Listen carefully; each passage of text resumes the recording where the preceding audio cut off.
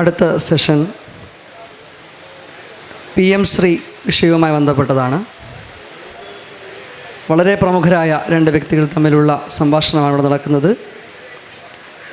AM Shinas നമുക്കറിയാം, അദ്ദേഹം എറണാകുളം മഹാരാജാസ് കോളേജിലെ മുൻ ചരിത്ര വിഭാഗം മേധാവി കൂടിയാണ്. പ്രഗത്ഭനായ എഴുത്തുകാരനാണ്, പ്രഭാഷകനാണ്. വലിയ വിലപ്പെട്ട ഗ്രന്ഥങ്ങൾ എഴുതിയിട്ടുണ്ട്.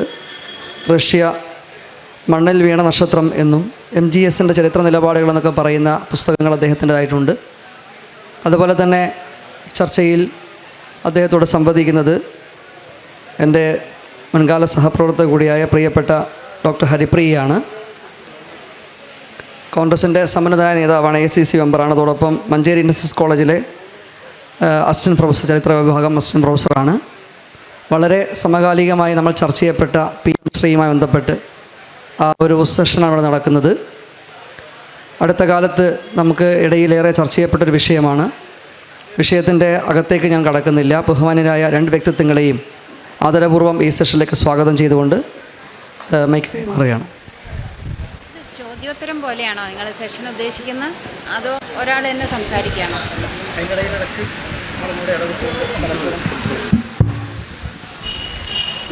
എല്ലാവർക്കും നമസ്കാരം.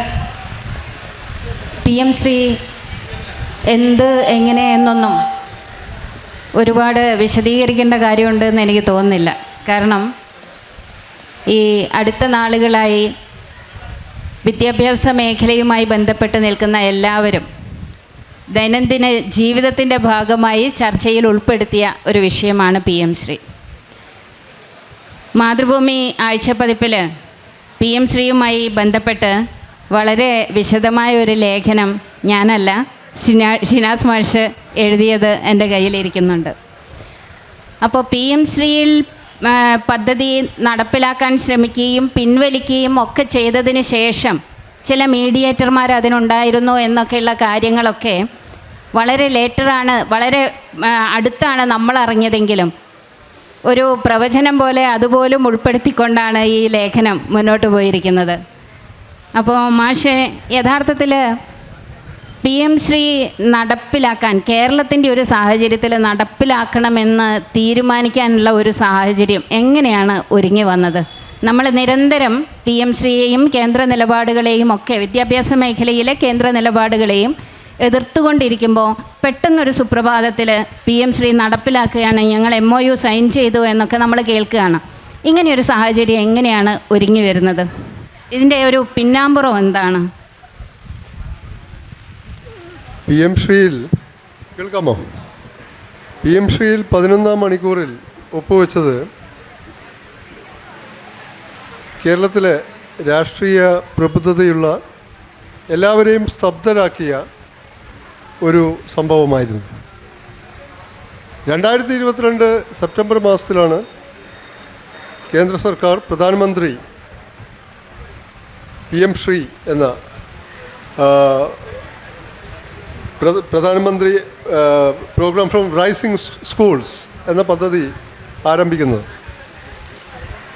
2022 മുതൽ 2025 ഈ ഒക്ടോബർ മാസം വരെ PM ശ്രീയെ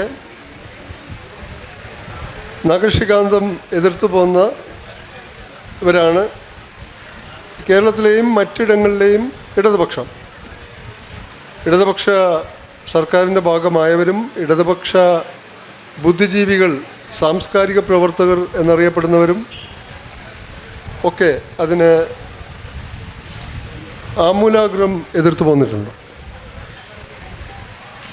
ചില യൂണിവേഴ്സിറ്റികളിലെ ഓറിയൻറ്റേഷൻ പ്രോഗ്രാമിൽ NEP 2020 ദേശീയ വിദ്യാഭ്യാസ നയത്തെപ്പറ്റി പലപാട് ക്ലാസ് എടുക്കാൻ എനിക്ക് അവസരം ഉണ്ടായിട്ടുണ്ട്. അപ്പോഴൊക്കെ NEPയുടെ വളരെ പ്രതിലോമകരമായ പല വശങ്ങളെയും ഊന്നി പറഞ്ഞുകൊണ്ട് വിമർശനാത്മകമായിട്ടാണ് ഞാൻ ദേശീയ വിദ്യാഭ്യാസ നയത്തെ സമീപിച്ചിട്ടുള്ളതും അന്നൊക്കെ ക്ലാസ് എടുത്തതും ഇനി എഴുതിയിട്ടുണ്ടെങ്കിൽ എഴുതിയതും.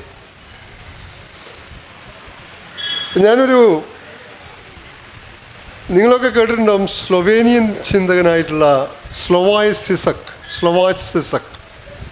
അദ്ദേഹത്തിൻ്റെ 1989 പ്രസിദ്ധീകരിക്കപ്പെട്ട പുസ്തകമാണ് the sublime object of ideology. അദ്ദേഹം വളരെ പ്രശസ്തനായ ചിന്തകനാണ്, ലക്കാനിയൻ മാർക്സിസ്റ്റാണ്, നിർലജ്ജനായ മാർക്സിസ്റ്റാണെന്ന് സ്വയം പറയുന്ന ആളാണ്. എന്നാൽ ഇങ്ങനെ സ്റ്റാലിനിസ്റ്റ് വിരുദ്ധനാണ്. അപ്പോൾ സ്ലൊവേനിയയിൽ തന്നെ യൂഗോസ്ലാവിയ ഉണ്ടായിരുന്ന കാലത്ത് അദ്ദേഹത്തിൻ്റെ നിലപാടുകൾ ഒഫീഷ്യൽ കമ്മ്യൂണിസ്റ്റ് നിലപാടുകളുമായി ഒത്തുപോകാത്തത് കൊണ്ട് അക്കാദമികമായി യൂഗോസ്ലാവിയയിൽ നല്ല പൊസിഷൻ പോലും ലഭിക്കാത്ത ആളാണ്. പിന്നീട് ഫ്രാൻസിൽ പോയി ലക്കാൻ്റെ ക്ലാസ്സും കാര്യങ്ങളൊക്കെ കേട്ട് ഹെഗലിയൻ, ലക്കാനിയൻ, മാർക്സിനെയും ഹെഗലിനെയും ലക്കാനെയും കൂട്ടിച്ചേർത്തുള്ള ഒരു പുതിയ മാർക്സിസ്റ്റ് ഭാഷ്യമാണ് അദ്ദേഹം ചമച്ചത്. എന്നാലും നിർലജ്ജനായ മാർക്സിസ്റ്റാണെന്നും മാർക്സിസത്തിൻ്റെ മൂലപ്രമാണങ്ങളിൽ നിന്ന് കാര്യമായൊന്നും വ്യതിചലിക്കാത്ത വ്യക്തിയാണ്. അദ്ദേഹത്തിൻ്റെ എല്ലാ കൃതികളിലും കുറച്ചൊക്കെ അശ്ലീലമെന്ന് നമുക്ക് തോന്നാവുന്ന വക്കത്തെത്തുന്ന സിസക് ജോക്സ് എന്ന പുസ്തകം തന്നെയാണ്. The sublime as object of ഐഡിയോളജിയിൽ അദ്ദേഹത്തിൻ്റെ ഒരു അനക്ഡോട്ട്, ജോക്ക് എന്ന് പറയാം. അദ്ദേഹം സ്റ്റാലിനിസത്തിനെതിരെ അല്ലെങ്കിൽ സോവിയറ്റ് സിസ്റ്റത്തിനെതിരെ ശബ്ദിക്കുന്ന മാർക്സിസ്റ്റുകാർ തന്നെയായ വിമതരെക്കുറിച്ചും ലോകമാകെയുള്ള ഇടതുപക്ഷം നടത്തുന്ന സാമ്രാജ്യത്വ ആഗോളീകരണ നവ ഉദാരീകരണ വിരുദ്ധ സമരത്തെക്കുറിച്ചും ഒക്കെ സൂചിപ്പിച്ചുകൊണ്ടാണ് ഈ ജോക്ക് അവതരിപ്പിക്കുന്നത്. ജോക്കിൻ്റെ രത്ന ചുരുക്കം ഇതാണ്: മധ്യകാലം, റഷ്യ മംഗോളിയൻ ആധിപത്യത്തിൽ അമർന്നിരിക്കുന്ന കാലം. അപ്പോൾ ഒരു മംഗോളിയൻ സൈനികൻ ഒരു മൺപാതയിലൂടെ കുതിരപ്പുറത്ത് ആയുധമേന്തി വരികയാണ്. എതിർഭാഗത്ത് നിന്ന് റഷ്യൻ ദമ്പതികൾ എതിർഭാഗത്ത് നടന്നു വരുന്നു. റഷ്യൻ ദമ്പതികളുടെ അടുത്തെത്തിയപ്പോൾ ഈ മംഗോളിയൻ സൈനികൻ കുതിരപ്പുറത്ത് നിന്ന് ഇറങ്ങി. പുറത്തു നിന്നിട്ട് ഇറങ്ങിയിട്ട് ഈ ദമ്പതികളിലെ ഭർത്താവിനോട് പറയുന്നു, ഞാൻ തൻ്റെ ഭാര്യയെ ബലാത്സംഗം റേപ്പ് ചെയ്യാൻ പോവുകയാണ്. താൻ ആകെ ചെയ്യേണ്ട കാര്യം, അത് ചെയ്തില്ലെങ്കിൽ തന്നെ ഞാൻ കൊല്ലും. തൻ്റെ ഭാര്യ റേപ്പ് ചെയ്യപ്പെടുമ്പോൾ എൻ്റെ ടെസ്റ്റിക്കിൾസിൽ, വൃഷണങ്ങളിൽ പൊടി പുരളാതിരിക്കാൻ ചെമ്മൺ പാതയാണ്, നീ ശ്രദ്ധിക്കണം. അപ്പോൾ ആ ക്രൂരമായ ലൈംഗിക അതിക്രമം കഴിഞ്ഞു. മംഗോളിയൻ സൈനികൻ ഒന്നും നടന്നിട്ടില്ലാത്ത മട്ടിൽ കുതിരപ്പുറത്ത് കയറിപ്പോയി. അപ്പോൾ ഈ റഷ്യൻ ഭർത്താവ് ചിരിയോട് ചിരി. അപ്പം ഭാര്യ ചോദിച്ചു, നിങ്ങളെന്തൊരു മനുഷ്യനാണ്, എന്നെ ഈ മട്ടിൽ ഇതൊക്കെ ചെയ്തിട്ട് നിങ്ങൾ ചിരിക്കുകയാണോ? അപ്പോൾ സിസക് പറയുന്നത്, സ്റ്റാലിനിസത്തിനെതിരെ അല്ലെങ്കിൽ സ്റ്റാലിനിസത്തിന് ശേഷവും ബ്രഷ്നേവിൻ്റെ കാലത്തൊക്കെ നിലനിന്ന സ്റ്റാലിനിസ്റ്റ് രീതിക്കെതിരെ സോവിയറ്റ് വിമതർ പ്രതികരിച്ചത് ഈ വൃഷണത്തിൽ പൊടി പുരട്ടിക്കൊണ്ടായിരുന്നു. അല്ലെങ്കിൽ ലോകമാകെ ഇന്ന് ഇടതുപക്ഷം ആഗോള സാമ്രാജ്യത്വത്തിന് എതിരെയും ആഗോളവൽക്കരണ നയങ്ങൾക്കെതിരെയും ഉള്ള പ്രതിഷേധം ഈ ടെസ്റ്റിക്കിൾസിൽ കേവലം പൊടി പുരട്ടലാണ്. പിന്നെ സിസക് പറയുന്നു, the point is to castrate it, cut it. ആ വൃഷണം, ആ ടെസ്റ്റിക്കിൾ അപ്പാടെ ഛേദിച്ച് കളയുന്നതിന് പകരം പൊടി പുരട്ടിയുള്ള പ്രഹസന നാടകങ്ങളാണ് നടക്കുന്നത് എന്നാണ് സിസക് പറയുന്നത്. അദ്ദേഹം പറയുന്നത് അതിശക്തമായ രീതിയിൽ പ്രതികരിക്കണം എന്നാണ്. ഇവിടെയാണ് നമ്മൾ PMC പറ്റി അല്ലെങ്കിൽ NEP പറ്റി, ഇപ്പം ഞങ്ങൾ രണ്ടുപേരും പ്രൊഫസർ ഹരിപ്രിയ, ഞാൻ ഒക്കെ കോളേജ് അധ്യാപകരാണ്. ഇപ്പം കഴിഞ്ഞ 2020 NEP നടപ്പിലാക്കി. വാസ്തവത്തിൽ ഇവിടെ ഉന്നത വിദ്യാഭ്യാസ മേഖലയിൽ ചില കാര്യങ്ങൾ മാറ്റി നിർത്തിയാൽ, ഇപ്പോൾ വർഗീയമായ പാഠഭാഗങ്ങൾ മാറ്റി നിർത്തിയാൽ ഏതാണ്ട് അപ്പടി NEP ആണ്. NEP യെ എതിർക്കുന്നുണ്ട് എന്ന് പറയുമ്പോൾ തന്നെ NEP ചില ഭാഗങ്ങൾ മാറ്റി നിർത്തി വളരെ സംക്ഷിപ്തമായി നടപ്പിലാക്കുന്ന സംസ്ഥാനമാണ് കേരളം. അപ്പോൾ PMശ്രീയെ പറ്റി, PMശ്രീ സ്കൂൾസ് ഫോർ സ്കൂൾ ട്രാൻസ്ഫോർമേഷൻ എന്ന 3 പുസ്തകമുണ്ട്, 3 ഭാഗങ്ങളിലുള്ള. അതിൽ ആവർത്തിച്ച് പറയുന്നൊരു കാര്യം, NEPയുടെ ഷോക്കേസ് പ്രദർശന പെട്ടിയാണ്, കാഴ്ചപ്പെട്ടകമാണ്, നമ്മുടെ മലയാളം ഭാഷയിൽ പറഞ്ഞാൽ നെറ്റിപ്പട്ടമാണ്, തിലകക്കുറിയാണ് PMശ്രീ എന്ന് അർത്ഥശങ്കയ്ക്കിടയില്ലാതെ എഴുതി വച്ചിട്ടുണ്ട്. മാത്രമല്ല NEPയെ സമ്പൂർണ്ണാർത്ഥത്തിൽ നടപ്പാക്കുകയും ആകെ ഇന്ത്യയിൽ 14,500 സ്കൂളുകളാണ് തിരഞ്ഞെടുക്കപ്പെട്ടിട്ടുള്ളത്. NEPയെ സമ്പൂർണ്ണാർത്ഥത്തിൽ നടപ്പാക്കുകയും സമീപ പരിസരത്തുള്ള സ്കൂളുകൾക്ക് മാർഗദർശിയായും ബുദ്ധി ഉപദേശകരായും PMശ്രീ സ്കൂളുകളെ ഉപയോഗിക്കുമെന്നുമാണ് പറഞ്ഞിരിക്കുന്നത്. പിന്നെ ഈ 3 ഭാഗങ്ങളിലുള്ള ആ രേഖ വായിച്ചാൽ പുട്ടിന് തേങ്ങയിടുന്നത് പോലെ NEPയിൽ നിന്നുള്ള ഉദ്ധരണികൾ ഓരോരോ പുറത്തിലും, അല്ലെങ്കിൽ ഓരോരോ പുറം കഴിയും തോറും NEPയുടെ വാദമുഖങ്ങൾ സമർത്ഥിക്കാനായി വലിയ ബ്ലർബായിട്ട് കൊടുത്തിട്ടുണ്ട്. അപ്പോൾ NEPയുടെ പദ്ധതി ആയതുകൊണ്ട് തന്നെ 2002 മുതൽ PMശ്രീ എതിർത്തു പോന്നു, പിന്നീട് ഒപ്പുവെച്ചു, പിന്നെ 7 അംഗ മന്ത്രിസഭാ ഉപസമിതിയെ തീരുമാനിച്ചു. അതിൻ്റെ റിപ്പോർട്ട് വരെ പുറത്തു വരുന്നത് വരെ PMശ്രീ പദ്ധതിയുമായി മുന്നോട്ട് പോവില്ല എന്ന് പറഞ്ഞ് പിന്മാറി CPIൻ്റെ എതിർപ്പ്. അതിൽ പ്രധാനമായിട്ടുള്ളൊരു കാര്യം, ഒന്നാമത് ഇത് ഒപ്പുവെക്കുമ്പോൾ ജനങ്ങൾക്ക് മുമ്പാകെ അവതരിപ്പിച്ചില്ല, LDFൽ ചർച്ച ചെയ്തില്ല, മന്ത്രിസഭയിൽ ചർച്ച ചെയ്തില്ല. ഏറ്റവും അധികം എതിർപ്പുയർത്തിയ CPIയെ പോലും അറിയിക്കാതെ, പാർലമെൻ്ററി മര്യാദകൾ മുഴുവൻ ഒന്നും പാലിക്കാതെ ഒരു ഒളിച്ചുകടത്തി ഒപ്പുവെച്ച് വലിയ തോതിലുള്ള ഊഹാപോഹങ്ങൾക്ക് എതിരാളികൾക്ക് അവസരം നൽകി എന്നതാണ്.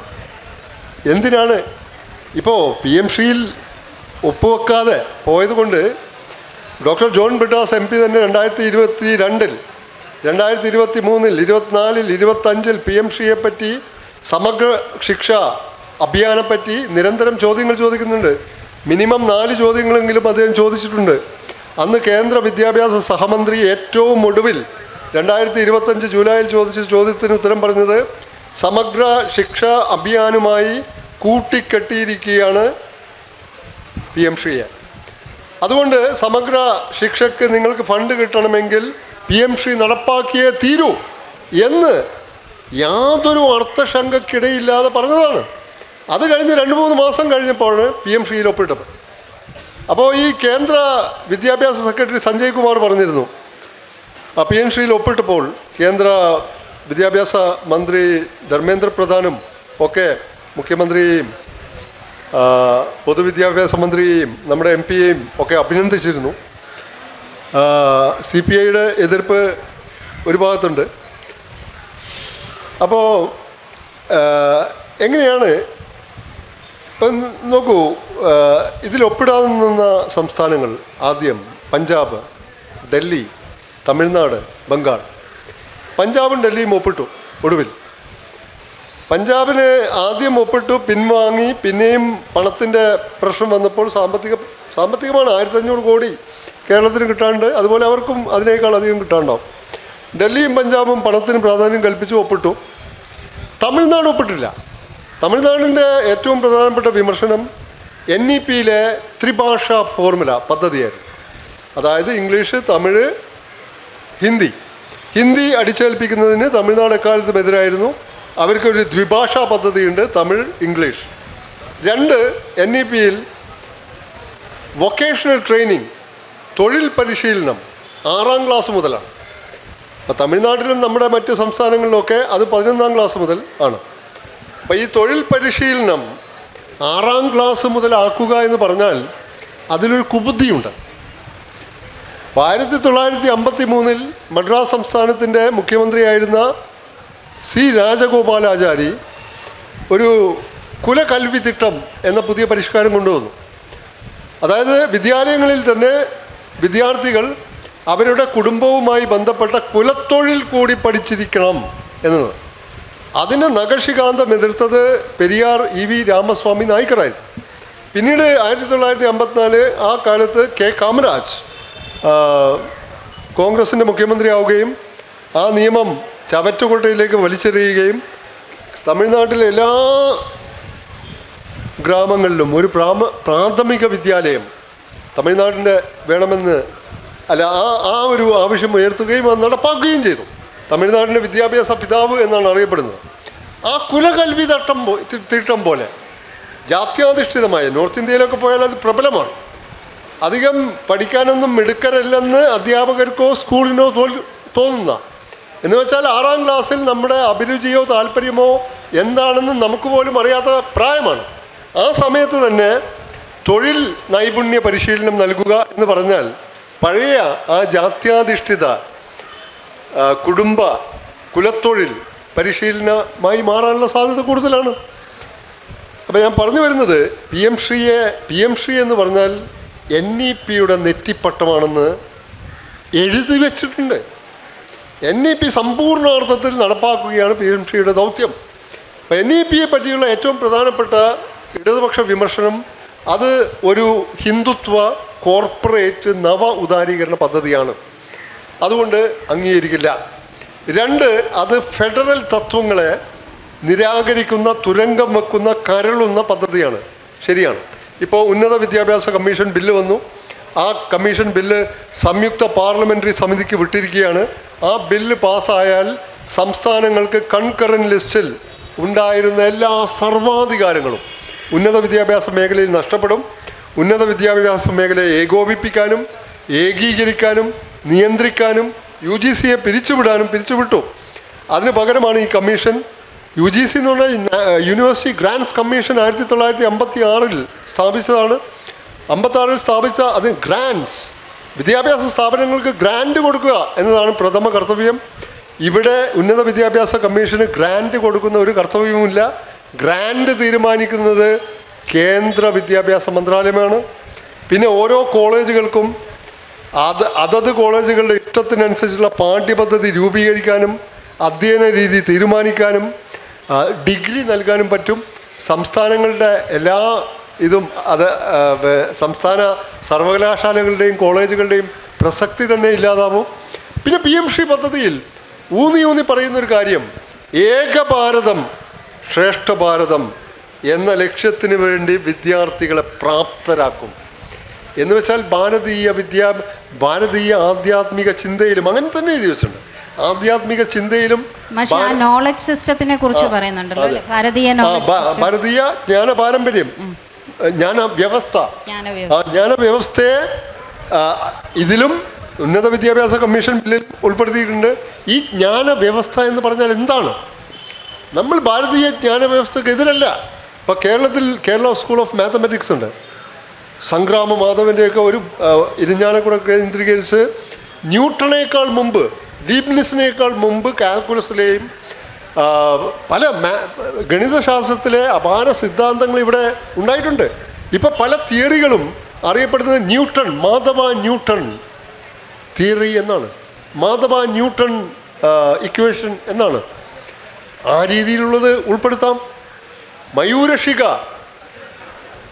പാശ്ചാത്യേതര യൂറോപ്യേതര ഗണിതശാസ്ത്ര മൂലങ്ങൾ, ദ ക്രസ്റ്റ് ഓഫ് ദി പീക്കക് എന്നാണ് കൃതി ഗീവർഗീസ് ജോർജ് ജോസഫ് എഴുതിയ. അദ്ദേഹം മാഞ്ചസ്റ്റർ യൂണിവേഴ്സിറ്റിയിലായിരുന്നു. അതോടെയാണ് ലോകം അറിയുന്നത് ഇങ്ങനെയൊരു ഭാരതീയ പാരമ്പര്യം, കേരളീയ പാരമ്പര്യമുണ്ട്. നമുക്ക് ആര്യഭടനുണ്ട്, വരാഹമിഹിരനുണ്ട്, ഭാസ്കരനുണ്ട്. അതൊന്നും പഠിപ്പിക്കണ്ട എന്ന് ആരും പറയുന്നില്ല. പക്ഷേ 2014 നരേന്ദ്രമോദി അധികാരത്തിലേറി 2015 നടന്ന ഇന്ത്യൻ സയൻസ് കോൺഗ്രസ് എന്ന് പറഞ്ഞാൽ ഏഷ്യ മുഴുവൻ ഉറ്റുനോക്കുന്ന കോൺഗ്രസ് ആയിരുന്നു. നെഹ്റുവിൻ്റെ കാലത്തൊക്കെ തുടങ്ങിയ ആ ഇന്ത്യൻ സയൻസ് കോൺഗ്രസ് എന്ന ഏഷ്യയിൽ സവിശേഷ ശ്രദ്ധക്ക് പാത്രീഭവിച്ച കോൺഗ്രസ് ആയിരുന്നു. 2015 ഹിന്ദുത്വവാദികളായിട്ടുള്ള വ്യാജ ചരിത്രകാരന്മാർ വ്യാജ സയൻറ്റിസ്റ്റുകൾ, സ്യൂഡോ സയൻറ്റിസ്റ്റുകൾ കയറി വന്ന് അവതരിപ്പിച്ച പ്രബന്ധങ്ങൾ നമ്മൾ വായിച്ചതാണ്. പ്രാചീന ഇന്ത്യയിൽ, വൈദിക ഇന്ത്യയിൽ ആണവ നിലയങ്ങളുണ്ടായിരുന്നു, ഒന്നാന്തരം ആണവ ബോംബുകളുണ്ടായിരുന്നു. ഇന്ന് കാണുന്ന ഇൻ്റർ കോണ്ടിനെൻ്റൽ ബാലിസ്റ്റിക് മിസൈലുകളെ അതിശയിപ്പിക്കുന്ന, അതാണ് മഹാഭാരതത്തിലൊക്കെ ഉള്ള അസ്ത്രങ്ങൾ, ബ്രഹ്മാസ്ത്രങ്ങൾ. അതിന് പുറമെ പ്ലാസ്റ്റിക് സർജറി ഉണ്ടായിരുന്നു, വിത്തുകോശ ചികിത്സയുണ്ടായിരുന്നു. എന്തിനധികം ഗോളാന്തര യാത്രകൾ. ഇപ്പം തന്നെ മനുഷ്യന് ചന്ദ്രനിലേ പോകാൻ പറ്റിയിട്ടുള്ളൂ. ചൊവ്വയെ പോകാൻ പറ്റുമോ ഇല്ലയോ എന്നുള്ളത് മസ്ക് ഇങ്ങനെ പറയുന്നുണ്ട്. പോകാൻ പറ്റും, പോയാൽ തിരിച്ചു വരാൻ ഗ്യാരണ്ടി കൊടുക്കുന്നില്ല, കൊണ്ടുപോകാമെന്ന് മാത്രമേ പറയുന്നു. അപ്പോൾ ഗോളാന്തര യാത്രകൾ നടത്താൻ പറ്റുന്ന സ്പേസ് ഷിപ്പ് ഉണ്ടായിരുന്നു. ഇത് എവിടെയാണ്? ഒരു ഭാരതീയ ഇവരുടെ സരസ്വതി വിദ്യാമന്ദിരത്തിലല്ല പഠിപ്പിക്കുന്നത്, ഇന്ത്യൻ സയൻസ് കോൺഗ്രസ്സിലാണ്. ഇങ്ങനത്തെ സ്യൂഡോ സയൻസാണ് ഇപ്പം പല യൂണിവേഴ്സിറ്റിയിലെയും മാത്തമെറ്റിക്സിൻ്റെ ബിരുദാനന്തര സിലബസിൽ കുത്തിക്കയറ്റിയിരിക്കുന്നത്. കേരള സ്കൂൾ ഓഫ് മാത്തമെറ്റിക്സ് ഇപ്പോൾ പ്രാദേശിക അറിവുകളെ, ഭാഷാ അറിവുകളെ, സാംസ്കാരികമായ അറിവുകളെ നമ്മൾ ഉൾക്കൊള്ളണം, ചേർക്കണം. കൊള്ളേണ്ടതിന് കൊള്ളണം, തള്ളേണ്ടതിന് തള്ളണം. ഇവിടെ കൊള്ളേണ്ടത് കൊള്ളുന്നില്ല, അവർക്ക് അഭിമതമായത് അതും സ്യൂഡോ സയൻസാണ് ചേർക്കുന്നത്. അപ്പോൾ PM ശ്രീ ഇപ്പോൾ പൊതുവിദ്യാഭ്യാസ മന്ത്രി പറഞ്ഞു, ഒരു 1500 കോടി കിട്ടണം. കേരളത്തിലെ 40 ലക്ഷം വിദ്യാർത്ഥികളുടെ ഭാവിയാണ് അപകടത്തിലാവുന്നത്. ഞങ്ങൾ അത് പേരിന് വേണ്ടി ചേർത്തു എന്നേ ഉള്ളൂ. ഇപ്പോൾ ബംഗാളിൽ മമതയുടെ ഏറ്റവും വലിയ എതിർപ്പ് PM ശ്രീ, ആ പേര് പറ്റില്ല. കാരണം ഇതിൽ 60:40 60% കേന്ദ്രത്തിന് വേണം, 40% സംസ്ഥാനത്തിന് വേണം. പിന്നെ പുതിയ സ്കൂൾ ഉണ്ടാക്കുന്നുമില്ല. നമ്മളെ സ്കൂൾ തന്നെ ഏറ്റെടുത്ത് അതിനെ നവീകരിച്ച് പുതിയ പാഠ്യപദ്ധതി നിലവിലുള്ള ഇൻഫ്രാസ്ട്രക്ചറാണ് ഉപയോഗിക്കുന്നത്. അതാണ്. അപ്പോൾ തമിഴ്നാട് ഇങ്ങനത്തെ കാര്യങ്ങളൊക്കെ പറഞ്ഞു. നമ്മൾ ഇങ്ങനത്തെ കാര്യങ്ങൾ മാത്രമല്ല, മറ്റെല്ലാ പ്രത്യയശാസ്ത്രപരമായ കാരണങ്ങളും നിരത്തിയാണ്. എന്നാൽ പിന്നെ ഇപ്പം മാർക്സിസ്റ്റുകാർ, പ്രഭാത് പട്നായിക്കൊക്കെ പലവട്ടം ചൂണ്ടിക്കാണിച്ചൊരു കാര്യമുണ്ട്. ഒരു നവ ഉദാരീകരണ മൂലധനത്തിന്, ഫിനാൻസ് വ്യവസ്ഥ ചൂഴ്ന്നു നിൽക്കുന്ന ഒരു ലോകത്തിൽ, ഇന്ത്യയും വ്യത്യസ്തമല്ല, ചൂഴ്ന്നു നിൽക്കുന്ന ഒരു ലോകത്തിൽ ഒരു രാജ്യത്ത് ഇടതുപക്ഷ ഗവൺമെൻറ് അധികാരത്തിൽ വന്നാലും ലോകത്തെ ചൂഴ്ന്നു നിൽക്കുന്ന ഈ മുതലാളിത്ത വ്യവസ്ഥയുടെ, ഇപ്പോഴത്തെ ഭാഷയിൽ പറഞ്ഞാൽ ആഗോളീകരണ, നവ ഉദാരീകരണ വ്യവസ്ഥയുടെ പല കാര്യങ്ങളിൽ നിന്നും ഒരു ഇടതുപക്ഷ ഗവൺമെൻറ്റിനും അങ്ങനെ മാറി നിൽക്കാൻ പറ്റില്ല. കാരണം ആ വ്യവസ്ഥ അവരെ തങ്ങളിലേക്ക് ഊറ്റി വലിച്ചെടുത്തുകൊണ്ടേയിരിക്കും. അപ്പോൾ കേരളത്തെ പോലുള്ള ഒരു സംസ്ഥാനങ്ങളിൽ കേന്ദ്രത്തിൽ അത് ആഗോളീകരണ, നവ ഉദാരീകരണ വ്യവസ്ഥയാണ്. ഇവിടെ പക്ഷേ ഹിന്ദുത്വത്തിൻ്റെയും കോർപ്പറേറ്റ് വൽക്കരണത്തിൻ്റെയും നവ ഉദാരീകരണത്തിൻ്റെയും മാരക സംയുക്തമാണ്. അപ്പോൾ ഉദാരീകരണം മാത്രമല്ല, ഹിന്ദുത്വവും അതിൽ സമർത്ഥമായി സന്നിവേശിപ്പിച്ചിട്ടുണ്ട്. ഇതൊക്കെ പറഞ്ഞാണ് എതിർത്തത്. പക്ഷേ PM ശ്രീയിൽ ഒരു പ്രാവശ്യം ഒപ്പുവെച്ചാൽ അത് ഊരിപ്പോവാൻ കുറച്ച് പണിയാണ്. അതുകൊണ്ടാണ് ആദ്യം പഞ്ചാബ് ഊരി, പിന്നെ വീണ്ടും ഒപ്പുവെച്ചു. ഇപ്പോൾ നമ്മൾ പറഞ്ഞിരിക്കുന്നത് 7 അംഗ മന്ത്രിസഭ ഉപസമിതി രൂപീകരിച്ചു. അതിൻ്റെ റിപ്പോർട്ട് വരുന്നവരെ PM ശ്രീ നടപ്പാക്കില്ല എന്ന് പറഞ്ഞ് കത്തയച്ചു. അപ്പോൾ നമുക്ക് പണം വേണം. അതാണെങ്കിൽ നമ്മളോട് പറയാം, ഞങ്ങളിതിൽ ഒപ്പുവെക്കാൻ പോവുകയാണ്, വർഗീയ പാഠങ്ങൾ പഠിപ്പിക്കില്ല, സ്റ്റേറ്റ് കരിക്കുലം ആയിരിക്കും, PM ശ്രീ കൊടുക്കില്ല എന്ന് മമത പറയുന്നത് മാതിരി അങ്ങനെയൊന്നും പറയുന്നില്ല. PM ശ്രീ വേണമെങ്കിൽ കൊടുത്തേക്കാം, പക്ഷേ നമുക്ക് അത്യാവശ്യം പണമാണ്. ഇത് മന്ത്രിസഭയിൽ LDFൻ്റെ ഘടകകക്ഷികളിൽ, അതുപോലെ CPI എല്ലാവരെയും ബോധ്യപ്പെടുത്തി യാതൊരു ഒളിവും മറവുമില്ലാതെ സുതാര്യമായി, മാന്യമായി, പരസ്യമായി പോയി ഒപ്പിട്ടിരുന്നുവെങ്കിൽ ഈ വിവാദം ഉണ്ടാവുമായിരുന്നില്ല. ഒരു കാര്യം കൂടി പറഞ്ഞ് ഞാൻ അവസാനിപ്പിക്കാം. 33 സംസ്ഥാനങ്ങളും ബാക്കിയുള്ള കേന്ദ്രഭരണ പ്രദേശങ്ങളും ഒപ്പുവെച്ചു. ഒപ്പുവെക്കാതെ ഇപ്പോൾ ഉള്ളത് ബംഗാളും തമിഴ്നാടും, വെച്ചോ വെച്ചില്ലയോ എന്ന മട്ടിൽ കേരളവും ആണ്. പക്ഷേ 2022 പൂർണ്ണ ഭൂരിപക്ഷത്തോടെ അധികാരത്തിലേറിയ ഹിമാചൽ പ്രദേശിലെ കോൺഗ്രസ് സർക്കാർ 2024-25 ഇതിൻ്റെ ഭാഗമാക്കായി. 2023 മെയ് മാസത്തിൽ കർണാടകത്തിൽ അധികാരത്തിലേറിയ കോൺഗ്രസ് സർക്കാർ കേവല ഭൂരിപക്ഷമുണ്ട്, കോൺഗ്രസ്സിന് മാത്രം. അതുപോലെ 2023 ഡിസംബറിൽ തെലങ്കാനയിൽ അധികാരത്തിലേറിയ അതിനും കേവല ഭൂരിപക്ഷമുണ്ട്, കോൺഗ്രസ്സിന് മാത്രം. ഈ 3 കോൺഗ്രസ് ഗവൺമെൻറ്റുകളും PM ശ്രീ ആദ്യം ചില വിയോജിപ്പുകൾ അറിയിച്ചെങ്കിലും പിന്നീട് 24-25 കാലഘട്ടങ്ങളിൽ അത് നടപ്പിലാക്കിയിട്ടുണ്ട്. അപ്പോൾ ഇവിടെ മാർക്സിസ്റ്റ് പാർട്ടി, ഇവിടെ ഇടതുപക്ഷത്തിന് സംഭവിച്ച ഏറ്റവും വലിയ പ്രശ്നം ദേശീയ വിദ്യാഭ്യാസ പദ്ധതിയെ 2020 മുതലും 2022 മുതൽ PM ശ്രീയെയും ന്യായമായ കാരണങ്ങൾ നിരത്തി തന്നെ അതിശക്തമായി എതിർത്തു പോകുന്ന ഒരു പ്രസ്ഥാനം പൊടുന്നനെ നിലപാട് മാറ്റുകയും ഒപ്പുവെക്കുകയും അത് പാർലമെൻ്ററി മര്യാദയില്ലാത്ത രീതിയിലായിപ്പോയി എന്ന് പറഞ്ഞത് ഇവിടുത്തെ പ്രതിപക്ഷം പോലുമല്ല, ഇവിടുത്തെ ഭരണപക്ഷത്തെ ഏറ്റവും പ്രധാനപ്പെട്ട കക്ഷികളാണ്. ആ ബോധ്യം കൂടി ഉള്ളത് കൊണ്ടാവണം ആ എതിർപ്പ് അത്രമേൽ ശക്തമായതും അത് ഒരു ശരിയായ രീതിയല്ല എന്ന് ജനത്തിന് ബോധ്യപ്പെട്ടതും കൊണ്ടാവണം. അതുകൊണ്ട് തന്നെ ആവണം PM ശ്രീയെ പഠിക്കാൻ, പുനഃപരിശോധിക്കാൻ മന്ത്രിസഭാ ഉപസമിതിയെ നിയോഗിച്ചതും ആ റിപ്പോർട്ട് പുറത്തു വരുന്നത് വരെ ഇത് നടപ്പാക്കില്ല എന്ന് അശ്വമുഖത്ത് നിന്ന് തന്നെ പ്രഖ്യാപനം നടത്തേണ്ടി വന്നതും. ഞാൻ എൻ്റെ വാക്കുകൾ അവസാനിപ്പിക്കുന്നു. എനിക്കൊരു ട്രെയിനുണ്ട്, അതിന് പോകണം. പ്രൊഫസർ ഹരിപ്രിയ എൻ്റെ സുഹൃത്തു കൂടിയായ ബാക്കി കാര്യങ്ങൾ പറയും.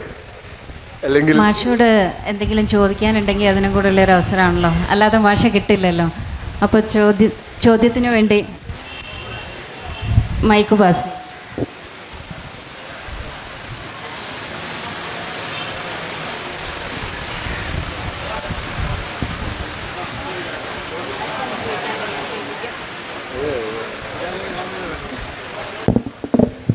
ആരും ഒന്നും ചോദിക്കാത്തതുകൊണ്ട് ഞാൻ കുറച്ച് സംശയം ചോദിക്കട്ടെ. മാഷ, അങ്ങനെ ട്രെയിന് തൽക്കാലം നമുക്ക് തടഞ്ഞു നിർത്താമെന്ന് തോന്നുന്നു അല്ലേ? 1-2 കാര്യങ്ങളാണ് അത് യഥാർത്ഥത്തിൽ ഞാൻ അവതരിപ്പിക്കേണ്ട വിഷയം എന്നുള്ള തരത്തിൽ ഞാനത് ഞാൻ എൻ്റെ സംശയമല്ല, എനിക്ക് പറയാനുള്ള കാര്യം കൂടിയാണ് ഞാൻ പറയുന്നത്. ഒന്ന്, കേരളത്തിലെ ഒരു വിദ്യാഭ്യാസ സമ്പ്രദായം എന്ന് പറയുന്നത്, അല്ലെങ്കിൽ വിദ്യാലയങ്ങൾ എന്ന് പറയുന്നത് എല്ലാം സർക്കാർ തലത്തിലുള്ളതല്ല. പകുതിയിലേറെ വിദ്യാഭ്യാസ സ്ഥാപനങ്ങൾ എയ്ഡഡ് സ്ഥാപനങ്ങളാണ്. ഈ എയ്ഡഡ് സ്ഥാപനങ്ങളോട് ഇപ്പോൾ PM ശ്രീയിൽ നടപ്പിലാക്കാൻ പോകുന്ന പദ്ധതികളേക്കാൾ വിപുലമായി കേരള സർക്കാർ വിദ്യാഭ്യാസ മേഖലയിൽ പദ്ധതികൾ ആവിഷ്കരിച്ച് ഈ എയ്ഡഡ് സ്ഥാപനങ്ങളോട് ഇന്നെന്ന ഫെസിലിറ്റീസ് നിങ്ങളുടെ സ്ഥാപനങ്ങളിൽ ഉണ്ടെങ്കിലേ നിങ്ങൾ പെർമിറ്റ് ചെയ്യൂ എന്നൊരു വാക്ക് പറഞ്ഞാൽ ഈ സ്ഥാപനങ്ങൾ സ്വാഭാവികമായിട്ടും അത് നടപ്പിലാക്കില്ലേ? അതിനുവേണ്ടി നമ്മൾ PM ശ്രീ പോലെയുള്ള ഒരു കെണിയിൽ പോയിട്ട് ചാടേണ്ട കാര്യമുണ്ടോ? മാത്രമല്ല, നമ്മുടെ വിദ്യാഭ്യാസ മേഖലയിൽ വിദ്യാർത്ഥികൾ പുറത്തേക്ക് ഇറങ്ങി വരുമ്പോൾ വിവിധ തട്ടിലുള്ള വ്യത്യസ്ത തരത്തിലുള്ള ഒരു വിഭാഗം കുട്ടികൾ CBSE സിലബസ് പഠിച്ച കുട്ടികൾ, ഇവിടെ PM ശ്രീയിൽ പഠിച്ച മറ്റൊരു വിഭാഗം കുട്ടികൾ, സാധാരണ സർക്കാർ സ്കൂളിൽ പഠിച്ച മറ്റൊരു വിഭാഗം കുട്ടികൾ, ഇവരെല്ലാം ചെന്ന് ചേരുന്നത് ഏതെങ്കിലും ഒരു കോഴ്സിലേക്ക് എത്തിപ്പെടുമ്പോൾ ഇതൊരു വല്ലാത്ത 2ാം പൗരനും 3ാം പൗരനും 4ാം പൗരനും ഒക്കെ ആക്കി വിദ്യാർത്ഥികളെ തരംതിരിക്കുന്നൊരു മെത്തേഡ് കൂടിയല്ലേ നമ്മൾ ഈ പണം കൊടുത്ത് കടിയുള്ള ബാക്കി ഞാൻ പറയുന്നില്ല വാങ്ങിക്കാനുള്ള ശ്രമം നടത്തുന്നത് അല്ലേ മാഷേ? അതെ, PM ശ്രീയെ പറ്റി പറയുമ്പോൾ നവോദയ വിദ്യാലയങ്ങൾ 80കളിൽ തുടങ്ങി, കേന്ദ്രീയ വിദ്യാലയങ്ങളുണ്ട്. ഇന്ത്യയിലെ തന്നെ സുരീന്ദർ S. ജോത്ക സോഷ്യോളജിസ്റ്റാണ്. അദ്ദേഹത്തിൻ്റെ പഠനങ്ങളുണ്ട്. കഴിഞ്ഞ വർഷം ഫ്രണ്ട് ലൈൻ മാഗസിനിലൊരു ഇൻ്റർവ്യൂ ഉണ്ടായിരുന്നു. അദ്ദേഹത്തിൻ്റെ ഇൻ്റർവ്യൂ അവിടെയൊക്കെ പഠിച്ചതാണ്. പഞ്ചാബിലും എല്ലാ ഭാഗങ്ങളിലും ഫീൽഡ് വർക്ക് ആണ്. അപ്പോൾ അദ്ദേഹം പറയുന്നത് ഇന്ത്യയിലെ 50% വിദ്യാർത്ഥികളും എയ്ഡഡ് അല്ല, സ്വകാര്യ വിദ്യാലയങ്ങളിൽ ആണ് പഠിക്കുന്നത്. ഉന്നത വിദ്യാഭ്യാസ സ്ഥാപനങ്ങളുടെ കാര്യമാവട്ടെ 80% സ്വകാര്യമാണ്, അതും എയ്ഡഡ് അല്ല. അപ്പോൾ അദ്ദേഹം പറയുന്നൊരു ശ്രദ്ധേയമായ കാര്യം, നാം ക്രൂര മുതലാളിത്തം, അദ്ദേഹത്തിൻ്റെ വാക്കുകളാണ്, നാം ക്രൂര മുതലാളിത്തം എന്ന് പലപ്പോഴും വിമർശിക്കുകയും ആക്ഷേപിക്കുകയും ചെയ്യുന്ന അമേരിക്കയിൽ പോലും പ്രാഥമിക സ്കൂൾ വിദ്യാഭ്യാസം സൗജന്യമാണെന്ന് മാത്രമല്ല, അത് മേന്മ ഉള്ള വിദ്യാഭ്യാസമാണ്, ഗുണമേന്മയുള്ള വിദ്യാഭ്യാസം. അതുമാത്രമല്ല, ആ സ്കൂളുകൾ ഒക്കെ വിഭവ സമൃദ്ധമാണ്. അപ്പോൾ ഇവിടെ കുറേ കാലങ്ങളായിട്ടുണ്ട് എയ്ഡഡ് അതുപോലെ സർക്കാരല്ല ഞാൻ ഉദ്ദേശിക്കുന്നത്, സ്വകാര്യ സ്കൂളുകളുണ്ട്. അതിൽ അദ്ദേഹം പറയുന്നത് 5000 രൂപ മുതൽ 30 ലക്ഷം രൂപ വരെ പ്രതിവർഷ വാർഷിക ഫീസ് ഈടാക്കുന്ന സ്കൂളുകളുണ്ട്. അപ്പോൾ ഇത് 1, 2, 3 തരം പൗരന്മാരെ സൃഷ്ടിക്കുന്ന ഒരു രീതി ഉളവാക്കുമെന്നതിൽ സംശയമൊന്നുമില്ല. ഇപ്പോൾ PM ശ്രീ എന്ന് പറഞ്ഞാൽ ഇത് ഒരു ബ്ലോക്കിൽ 2 സ്കൂളുകളാണ്. അപ്പോൾ ഇന്ത്യയിൽ മൊത്തം 14,500 സ്കൂളുകൾ. അത് NEP-യുടെ നെറ്റിപ്പട്ടമാണ്, തിലകക്കുറിയാണ്. ഇംഗ്ലീഷിൽ അവർ എഴുതി വെച്ചിരിക്കുന്നത് ദ ഷോക്കേസ്. NEP-യുടെ പ്രദർശന പെട്ടിയാണ്, കാഴ്ചപ്പെട്ടകമാണ്.